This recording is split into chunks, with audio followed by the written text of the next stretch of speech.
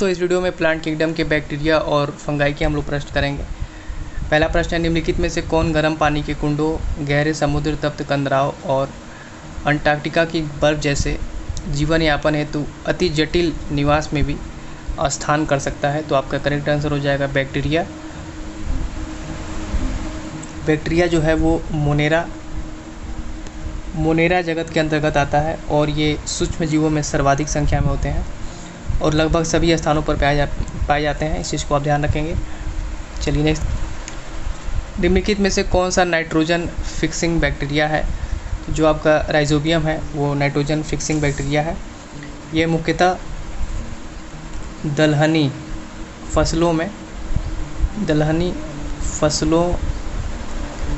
की जड़ों में पाया जाता है, इसको ध्यान रखिएगा। राइजोबियम कल्चर का जो उपयोग है वो मिट्टी व बीज के उपचार के लिए किया जाता है। राइजोबियम कल्चर से चना, मसूर, उड़द, मूंग, अरहर, मटर, मूंगफली, सोयाबीन, सेम और अन्य सभी दलहनी फसलों को लाभ होता है। इस चीज़ को ध्यान रखेंगे आप। तो नेक्स्ट देखेंगे, निम्नलिखित में से किस समूह में बैक्टीरिया जैसे प्रोकैरियोटिक कोशिका तंत्र केंद्रीय पटल रहित वाले एक कोशिकीय जीव समाविष्ट हैं? मोनेरा जगत में क्या होता है, एक कोशिकीय जीव जैसे जीवाणुओं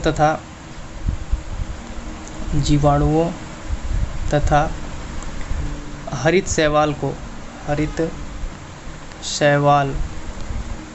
को समाविष्ट किया गया है। और एक कोशिकीय जीवों में क्या होता है, केंद्रीय पटल रहित प्रोकैरियोटिक कोशिका तंत्र होती है, अर्थात जिनमें क्या होता है कि आनुवंशिक पदार्थ तो होता है लेकिन इसे कोशिका द्रव्य से अलग रखने हेतु केंद्रक नहीं होता है। तो आपका राइट आंसर हो जाएगा ऑप्शन नंबर बी, मोनेरा। चलिए आगे देखेंगे। पहला प्रकाश संश्लेषी ऑक्सीजन उत्पन्न करने वाला जीव पृथ्वी पर प्रकट हुआ था। तो साइनोबैक्टीरिया जो है, साइनोबैक्टीरिया जिसे नील हरित शैवाल यानी कि ब्लू ग्रीन एल्गी के नाम से भी जाना जाता है। यह एक पुरातन जीवाणु है और पृथ्वी पर उपस्थित प्रथम आक्सीकारी प्रकाश संश्लेषी जीव है।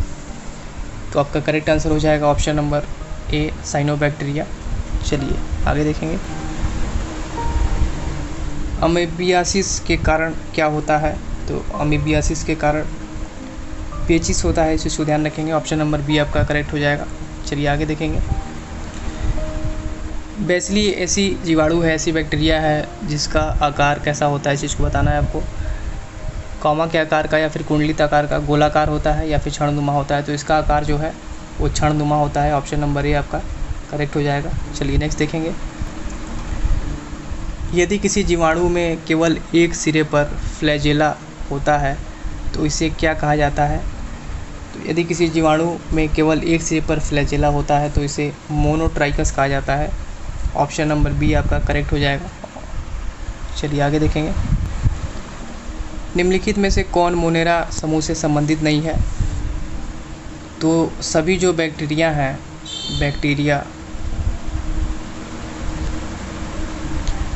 वो मोनेरा जगत के अंतर्गत आते हैं।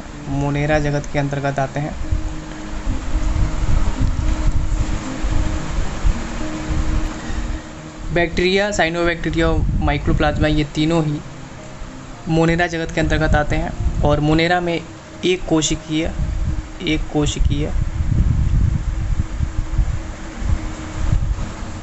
प्रोकैरियोटिक को रखा गया है और डायटम जो है यानी कि ऑप्शन नंबर बी, ये एक कोशिकीय यूकैरियोटिक है जो प्रोटिस्टा जगत का सदस्य है।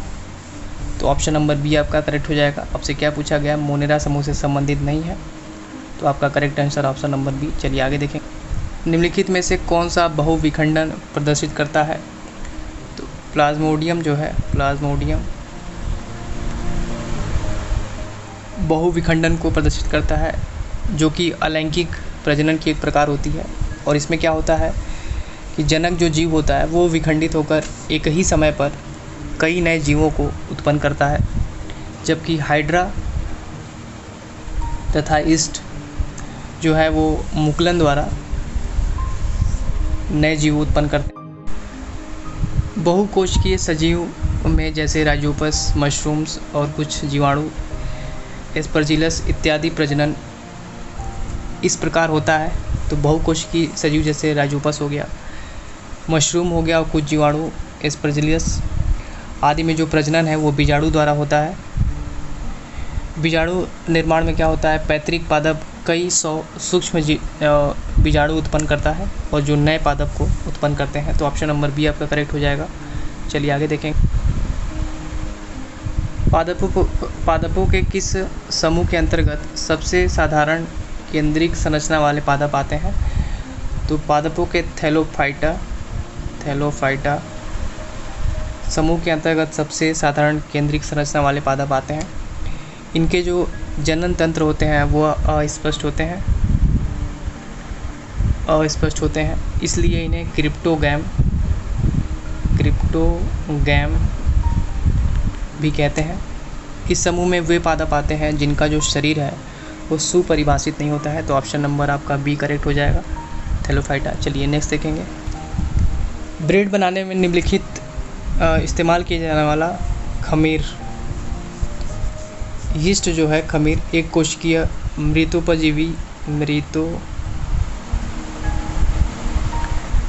मृतोपजीवी कवक है। इसका पता सर्वप्रथम लीवेनहॉक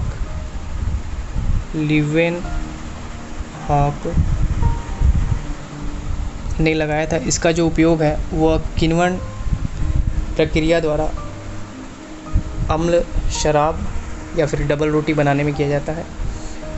किण्वन क्या है? ये एक जैव रासायनिक क्रिया है।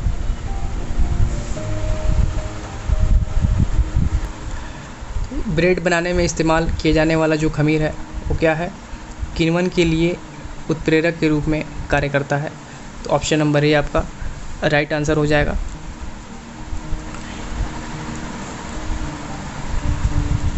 निम्नलिखित में से किस प्रकार के प्रजनन में पूर्ण वयस्क छोटे जीव अपने जनक शरीर से अलग हो जाते हैं और एक नया स्वतंत्र जीव बनाते हैं? तो आपका ऑप्शन नंबर डी करेक्ट हो जाएगा, मुकुलन। ये क्वेश्चन ग्रुप डी में पूछा गया है, देखिए यहाँ पे सेकेंड और थर्ड शिफ्ट में, काफ़ी इंपॉर्टेंट है ये। मुकुलन की प्रक्रिया में क्या होता है? एक छोटा अंकुर जनक जीव के शरीर पर विकसित होता है और समय आने पर नए जीव के निर्माण के लिए खुद को जनक जीव से अलग कर लेता है।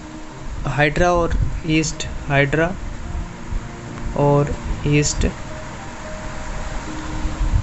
में दोनों में मुकुलन होता है और हाइड्रा में पुनर्जनन द्वारा भी अलैंगिक जनन होता है।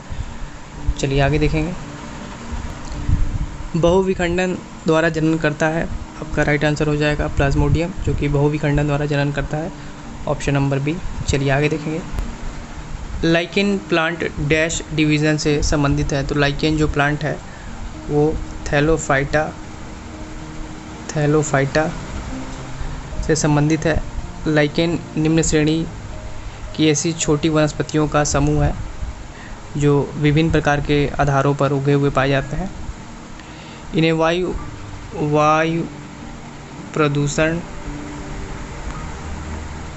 प्रदूषण सूचक भी कहा जाता है। आपका राइट आंसर हो जाएगा ऑप्शन नंबर बी, थैलोफाइटा। चलिए आगे देखेंगे। जिन पौधों में स्पष्ट विभेदित शरीर रूपरेखा नहीं होती है वे डैश समूह में आते हैं। तो वो थैलोफाइटा समूह में आते हैं जिन पौधों में स्पष्ट विभेदित शरीर रूपरेखा नहीं होती है। ऑप्शन नंबर डी आपका करेक्ट हो जाएगा। चलिए आगे देखेंगे। इनमें से कौन सा सेप्रोट्रॉफ है? तो कुकुरमुत्ता यानी कि जो मशरूम है, मशरूम एक प्रकार का कवक है। यह एक मृतोपजीवी यानी कि सेप्रोट्रॉफ है जो हरित लवक के अभाव के कारण अपना भोजन स्वयं संश्लेषित नहीं कर सकता है। इसका जो शरीर है वो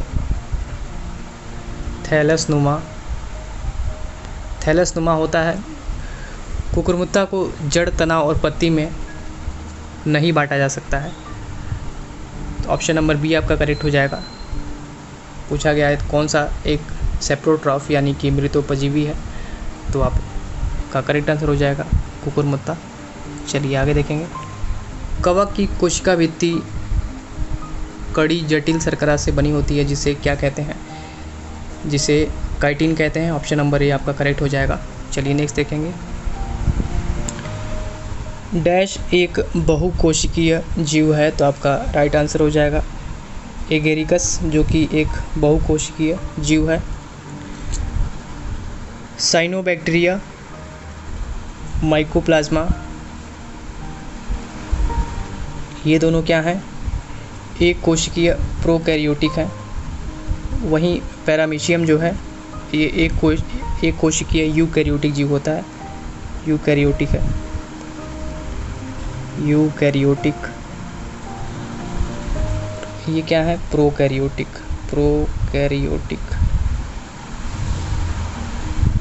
ये भी क्या है? प्रोकैरियोटिक है। प्रोकैरियोटिक। चलिए, शैवाल निम्नलिखित में से किस समूह से संबंधित हैं? तो जो शैवाल हैं वो थैलोफाइटा समूह से संबंधित हैं। यह वनस्पति जगत का सबसे बड़ा समूह है। सबसे बड़ा समूह है वनस्पति जगत का। इस समूह के पौधों का क्या होता है? शरीर सुकाए होता है, अर्थात पौधे जड़, तना और पत्ती आदि में विभक्त नहीं होते हैं। शैवाल जो हैं, शैवाल, इनके अध्ययन को फाइकोलॉजी कहते हैं। शैवाल के अध्ययन को फाइकोलॉजी। और जो शैवाल हैं वो एक कोशिकीय एवं बहुकोशिकीय होते हैं। कवक की बात करें, कवक, इनके अध्ययन को माइकोलॉजी कहते हैं। माइकोलॉजी। चलिए आगे देखेंगे। निम्नलिखित में से क्या बीजाणु निर्माण द्वारा प्रजनन करता है? तो राइजोपस जो है वो बीजाणु निर्माण द्वारा प्रजनन करता है। ऑप्शन नंबर ए आपका करेक्ट हो जाएगा, राइजोपस। चलिए आगे देखेंगे। ऐसे कवक जो अपने भोजन के लिए विशेषकर कीड़ों पर निर्भर रहते हैं, उन्हें क्या कहा जाता है? ऐसे कवक जो अपने भोज के लिए विशेषकर कीड़ों पर निर्भर रहते हैं, उन्हें एंटोपैथोजेनिक कहा जाता है, यानी ऑप्शन नंबर डी जो है वो आपका करेक्ट हो जाएगा। चलिए आगे देखेंगे।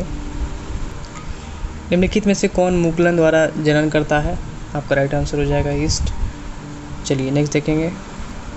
निम्नलिखित में से कौन सा पौधा थैलोफाइटा समूह में वर्गीकृत नहीं होता है? तो रिक्सिया जो है वो थैलोफाइटा समूह में वर्गीकृत नहीं होता है। ऑप्शन नंबर बी आपका करेक्ट हो जाएगा। चलिए आगे देखेंगे। निम्नलिखित में से कौन से जीव ब्रेड मोल्ड के रूप में भी जाने जाते हैं? तो राइजोपस जो है उसको ब्रेड मोल्ड के रूप में भी जाना जाता है। ऑप्शन नंबर ए आपका राइट आंसर हो जाएगा। दोस्तों ये थे इम्पोर्टेंट बैक्टीरिया और फंगाई के प्रश्न।